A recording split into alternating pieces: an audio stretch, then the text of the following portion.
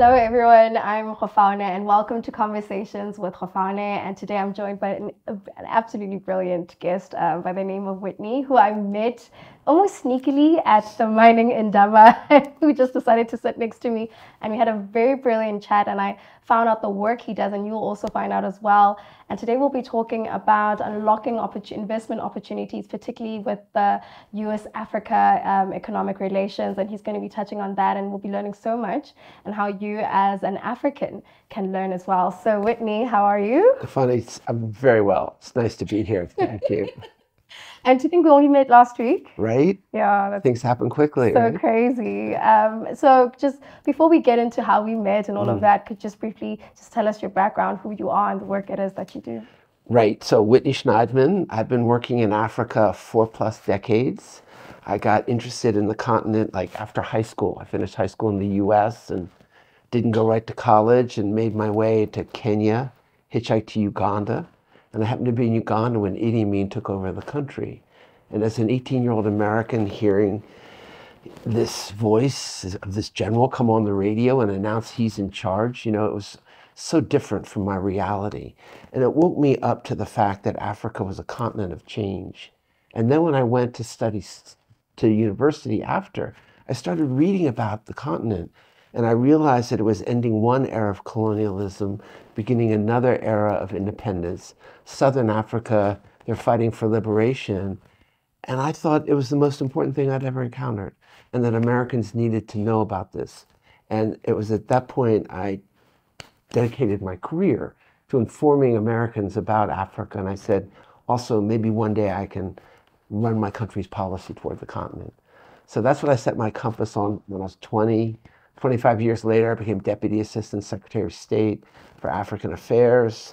I worked for President Clinton. We got the African Growth and Opportunity Act passed Congress. Then it was Bush v. Gore, Bush in, Schneidman out. Now what do I do? And, I just really had discovered the power of the private sector. So I said, I just want to work with companies investing in Africa and help them be successful in a way that's beneficial for Africa. So that's what I do. I love how you summarized a huge chunk of your life into a minute.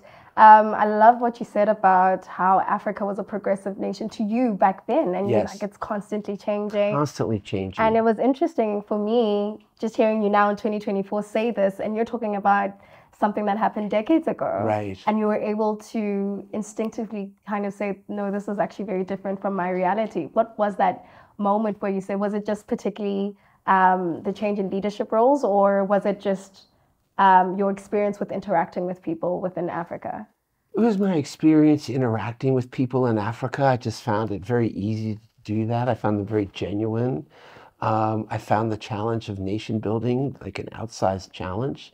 The challenge of economic growth and development, outsized challenge. And I think as individuals, that's what we should be involved in, is outsized challenges. In challenges where we're never going to be fully successful, but we can contribute to the process. That's what I really thrive on. And this notion of my perception of Africa, this is what I really struggle with, because as you said, I see Africa as a continent of change, but most of my countrymen in America see Africa as a continent of crisis, or Africa a continent of poverty. Need of aid. Yeah, need of aid. I said, no. Let me show you some of the people I know. Let me show you about the tech innovation. Let me show you about the health innovation. Let me show you all the innovation that's going on the continent. And that's where we need to be focused, because that's what's really going to drive the future of this continent. Absolutely. And given in that same line, let's talk about the African Growth Opportunity Act, AGOA. Yeah, AGOA. What is it? Why was it implemented? And how does this empower Africans, the whole continent at large, really? So AGOA was developed after the Cold War had ended. And frankly, after the whole anti-apartheid struggle had ended. And there were many of us in Washington who knew that we needed a new policy. And the old policy of just aid wasn't sufficient. And AGOA was created to use trade as a stimulus for economic development as opposed to aid. And what it does is that it lowers the duties to zero on some 6,400 products coming from Africa. So the idea is to give African products an advantage in the US market.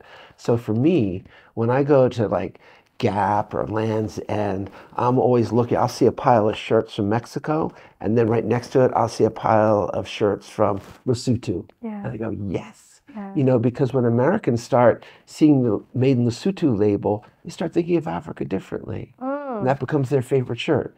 And then, where is Lesotho on the map? That must be an interesting place.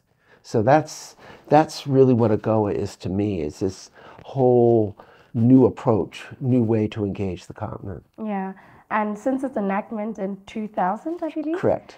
Till 2024 now, Yes. I know there are a lot of, I'm sure there's been a lot of impact, but what impact, or rather, what would you say you can state this has been done as a result of the, as a result since 2000 till 2024, in terms of the US-Africa economic relations? How would you say, okay, this is what I can pinpoint, this has happened, this is what has also happened, so that we also can have an idea of who's benefiting here? Right. Well, you know, it's worth it to dig into the data. Not everybody does that. I do that, you know. And so here's the challenge. So AGOA is set to expire in 2025. And currently, about 5 countries, South Africa, Lesotho, Madagascar, Kenya, and one more, are responsible for about 80% of the duty-free products coming in. A lot of automobiles from South Africa, a lot of apparel from Lesotho and Kenya. And I think the challenge is to make more countries beneficial.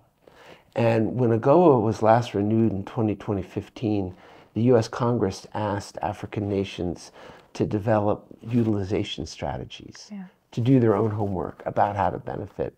About 16 countries have made utilization strategies. And those— And Botswana is one of them. And Botswana, Yes, thank I you read very that. much. Good, check.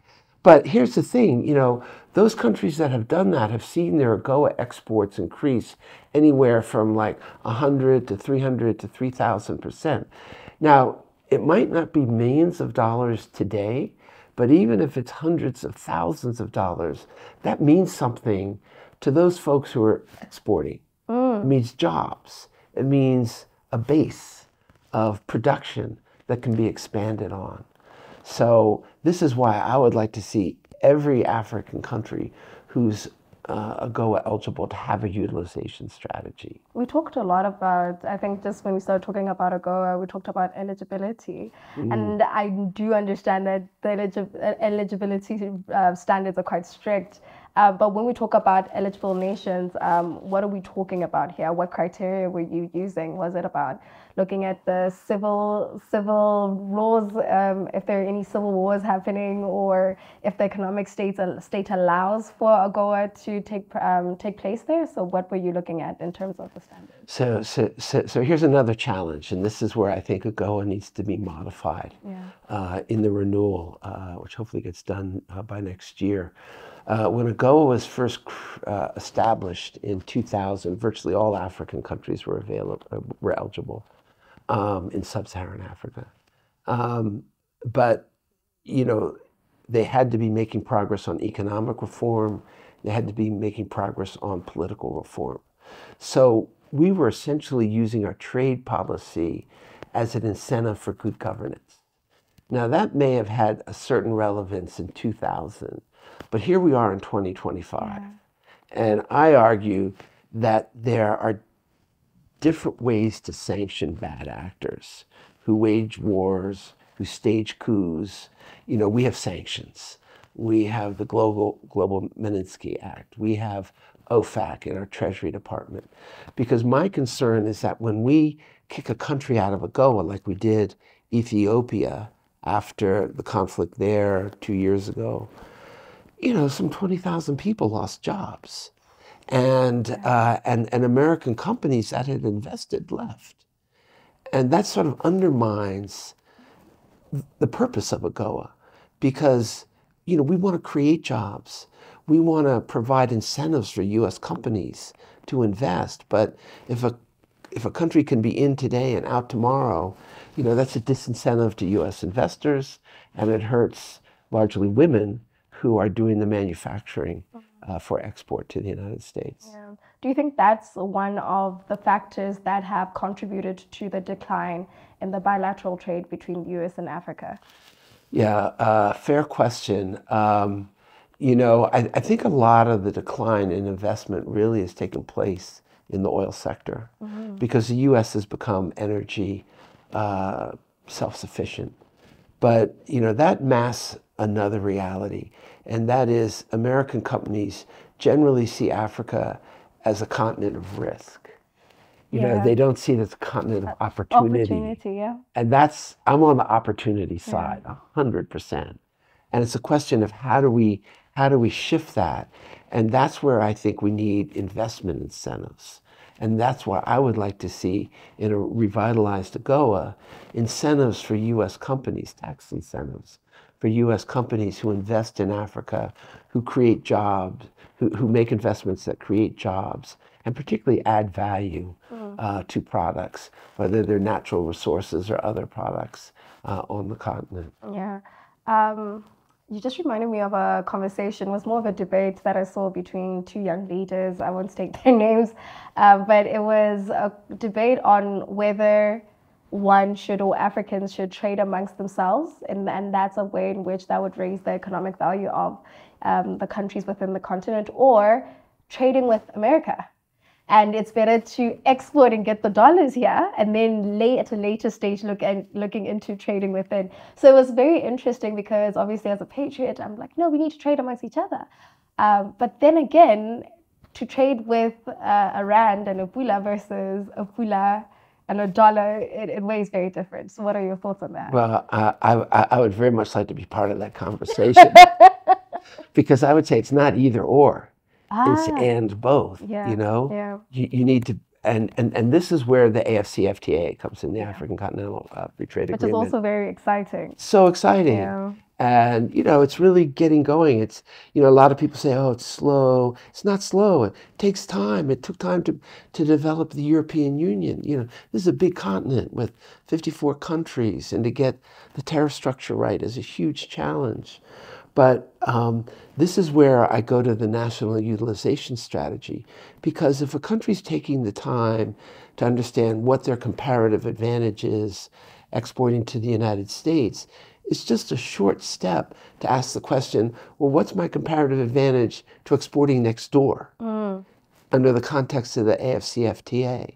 And I think that's really what we have to do. Governments really have to get into the mindset of looking at their national comparative advantage, globally, regionally, nationally, continentally, and figure out, how to work with companies, how to provide support to companies who are inclined to export to next door, who are inclined to export to Europe, who are inclined to export to the United States. Absolutely. So it's like full tilt. You got to go full tilt. You do.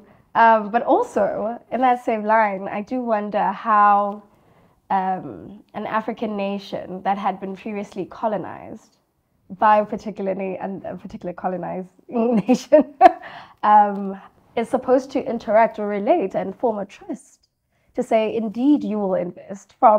You've taken from us, now you aid us, now you no longer aid us, you're investing in us and we want to trade with you and you see us as equals.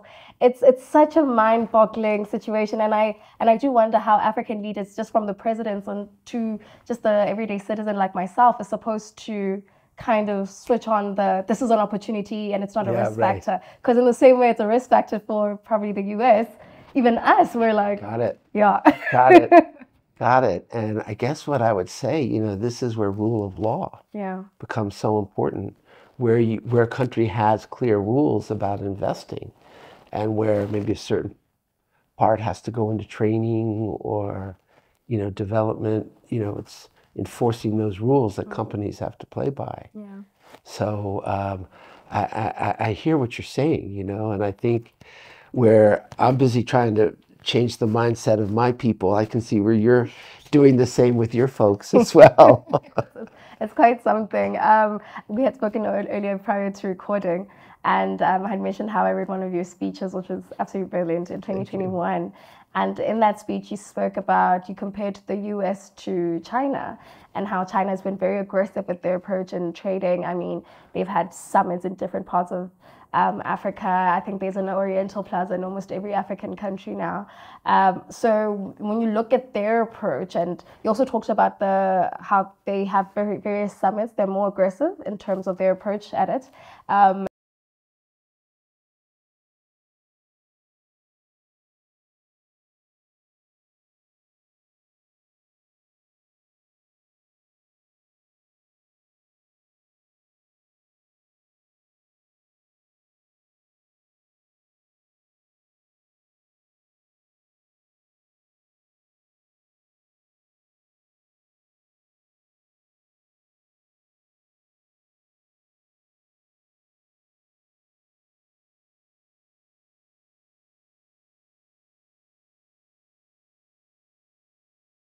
It's 2014 under President President Obama, and last year with President Biden, and there's no date for the third. I think that's a real problem. Yeah. I think we need to have a regular mechanism for engagement at the highest levels of government.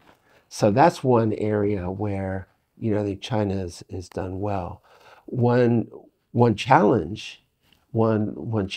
area, and this really, I think, distinguishes U.S. investment from Chinese investment, is Chinese investment is a lot government to government. Mm-hmm. So when China comes in, they cut a deal with the government, it's all debt, and they agree on the numbers, and then it's said, and then the Chinese side said, and you'll use these companies from China. So, you know, I think a lot is lost. It's not transparent. Yeah. The host government, be it, you know, your government or any other African government, doesn't get to take those resources and go to international tender and put that up to bid for the very best company globally who's going to do the best work and best price. When you see in U.S. companies coming to invest, you know, they may be a little slower, but, you know, they look around and they want to, you know, they're responsible for a successful investment. That includes respect for labor relations, environmental relations. There's always a corporate social responsibility dimension. Certainly transparency of contract is part of it. So they're two very different business models. Yeah, like you mentioned, showing up is such an integral part of any relationship.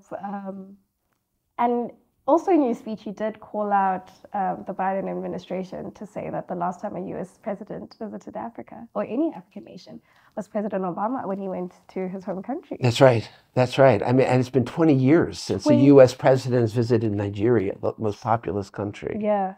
So, you know, I think we're doing a lot of good stuff, but we need to show up at the top level. Why do you, it seems, from what I was looking at, and I read quite a number of articles, that there seems to be a bit of resistance from the Biden administration. But I do understand, like you said, they may view Africa as a risky continent to invest in. So I'm wondering, is there resistance or some sort of reluctance towards renewing AGOA? And should they renew AGOA, what strategies do you think could be implemented to improve it? So, so just on the showing up part, you know, this is the battle that many of us in Washington wage. Yeah. How do we get Africa at the top of our foreign policy agenda? Because as we know, it ebbs and it flows. Yeah. And usually when there's a crisis or conflict, it goes up. So I think what we want to do is get regular summits, get regular presidential visits. Having said that, the Biden administration has done a good job at the cabinet level. A number of, you know, very senior officials. Secretary of State Blinken has made a number of trips to the continent and has fully invested himself. So I think there has been a lot of that diplomacy.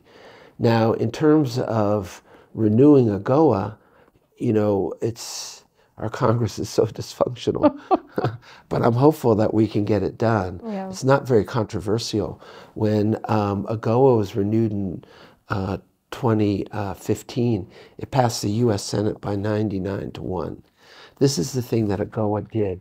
it forged a an enduring bipartisan consensus in Washington that the U.S. has interests in Africa worth investing in. So AGOA was the first piece of legislation that did that, but shortly after that was the creation of the Millennium Challenge Corporation, the funding of PEPFAR, for the HIV/AIDS program, which has been $100 billion, saved some 25 million lives.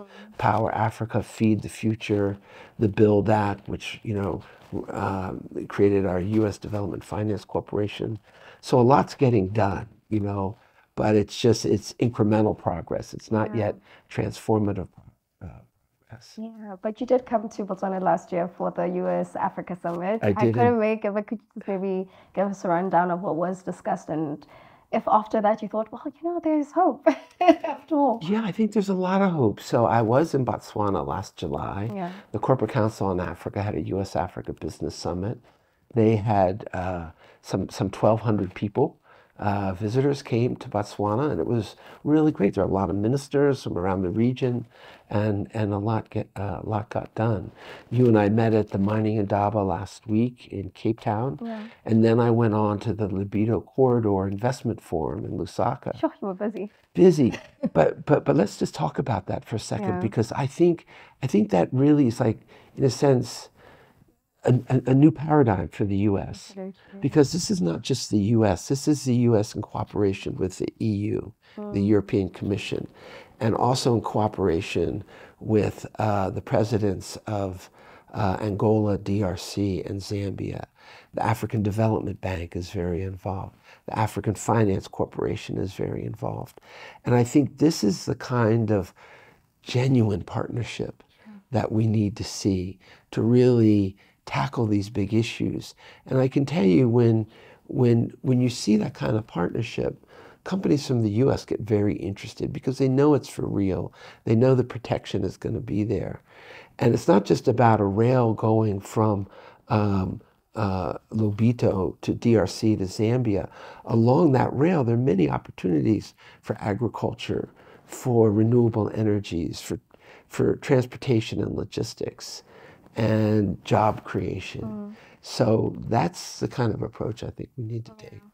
And Africa is apart from the fact that I think in the next couple of years, the whole African population will account for at least a fifth of the world's population. But by 2050, 1 in 4 people on the planet will be African. Absolutely, and majority of Africans are youth. Correct. So how does this conversation translate to the everyday youth? How would you say we should shape our thinking? I know it's very easy for young Africans to travel to America and then maybe stay there for a while, then they come back with such brilliant, innovative ideas. And it's like you said, Africa's very vibrant. So I'm just wondering, when you trickle it down and simplify it, how does this conversation translate to your youth, and how can they see this act as a way forward to actually making a change? Right. So, that is the question, because, this continent is about youth. I think it's about women. Yeah. And I think it's about technology. Absolutely. It's And like a little Wakanda. You said it, not me. But yes. Yeah. But it's also about entrepreneurship. Absolutely. Because again, the numbers are staggering. Like 1 in 3 people in the global workforce by 2040 will be in Africa. There will not be enough jobs created by, the companies on the continent and companies coming into the continent. So the whole role of entrepreneurship is going to have to take on a new meaning. And I think that's really the challenge to Africa's youth. How do you innovate? How do you get those resources? How do you get the training? How do you develop markets? How do you generate revenue? How do you get the currencies you need? And I'm not saying this is easy, but these are the kind of questions that we need to be asking, not only here on the continent, but folks like me dealing with organizations back in the U.S. and getting them to focus on these dynamics. Yeah, and how then would you advise American companies to say this is how you should approach investing in Africa or investing in companies or in Africa itself? Because again, most companies haven't matured to the level that would bring a certain revenue stream that Americans may be used to, especially looking at the disparity with currency alone. Yeah. So how then can these American companies look into investing? What perception should they have as opposed to I'm ready to cash in immediately? Well, definitely taking the It's long-term approach. definitely, You have to yeah, do that. yeah, I mean, if you come to Africa to make a quick buck, you're going to lose it, yep. pretty much. If you come to Africa to invest in the future, you can have a very vibrant experience. But you know, in the 1980s and 1990s, companies used to talk about corporate social responsibility. But today, they don't, because those principles are baked into the investment equation. If you're a company, you've got to come in, okay, what's my training program look like? You know, what's my community outreach program going to look like? How do I deal with government? You know, you've got to, it's just a whole different dynamic investing in the continent, much of the continent. But if you can get that right, you know, I've seen it time and time again where companies can align their commercial objectives with countries' sort of growth and development objectives. And in my mind, that's the basis for long-term sustainable investment. Absolutely. And I do wonder, just given the renewal that should happen With the going. with the AGOA in 2025, what's the foreseeable future in terms of challenges and potential successes that you see? Yeah, so I think in terms of challenges, we need more predictability in our investment policy. Yeah. So that's why I think we have to address the governance issues and sort of take them out of AGOA and use other instruments that the US government has to sanction bad actors. Right. We need, and so, you know, we certainly need to have it extended for 10 years. This piece of legislation in Congress proposing to extend it for 20 years. I'm all for that. Yeah, yeah. You I think know? we're just realizing also that 20 years is actually quite a short time. It goes by quickly, Yeah, you know? yeah. So I'd like to see more predictability. I'd like to see African governments doing their part on AGOA, coming up with utilization strategies that are highly relevant. And I think sort of a tie-up with implementation of the AFCFTA. Yeah. So it's seen that they're working in support of each other, which Yeah. is really important. How then do you think the African Free Continental Trade Agreement can help foster this relationship with US Africa? Do you think it comes in with just getting the continent used to trading amongst, or just trade in general, or it goes far beyond that? It may help us in terms of building a system, like an ironclad system, so that model or business models within Africa are kind of used to being invested into and are positioned for investment. Well, Senator Chris Coons has introduced legislation that would provide North African countries with duty-free treatment coming into the US in certain sectors. And I think that's one way to begin sort of the continental approach, because AGOA is just sub-Saharan Africa. Yeah. So if we can build out AGOA to be truly continental, that would be the first step. But you know, from the US side, there's a big emphasis on critical minerals, right? Yes. Touchy subject. Right, and so the U.S., you know, passed the Inflation Reduction Act, which we were talking about earlier, and the Inflation Reduction Act provides incentives for U.S. companies to invest in those countries globally with whom the U.S. has a free trade agreement and where they're critical minerals. Well, we only have one free trade agreement with Africa, and that's with Morocco. Yeah. Morocco's got phosphates, which is not considered a critical minerals. So I would like to see the IRA sort of amended to include all AGOA eligible countries to provide these incentives for critical minerals.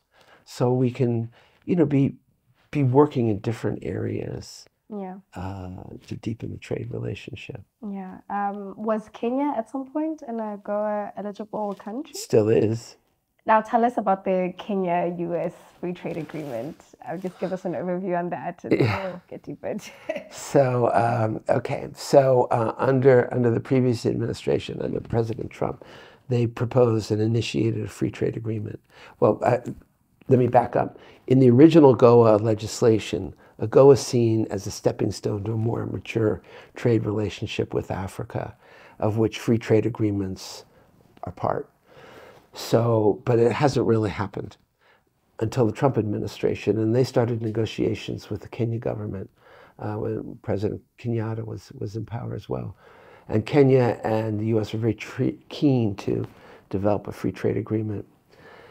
President Biden comes in and doesn't want to even mention the word free trade, not just with Kenya, but with Asian nations, with the EU, because, you know, in fairness, you know, there've been a lot of losers from free trade, certainly in the United States. You know, jobs have gone offshore, communities have been hollowed out.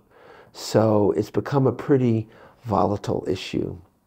So the Biden administration has revamped the trade discussions to a strategic partnership.